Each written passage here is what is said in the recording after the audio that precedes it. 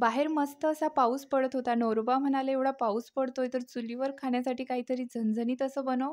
म्हटलं, "ठीक आहे." मग मिसळपावशिवाय आणखी काय झणझणीत असणार आहे? म्हटलं, "चला मिसळपावची रेसिपी बनवूया."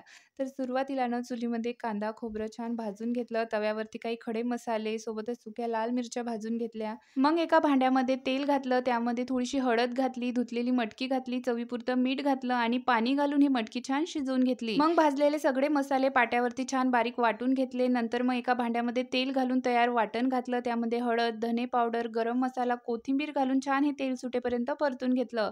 नंतर त्यामध्ये गरजेनुसार गरम पाणी घातलं, चवीपुरतं मीठ घातलं आणि याला एक उकळी आणून घेतली.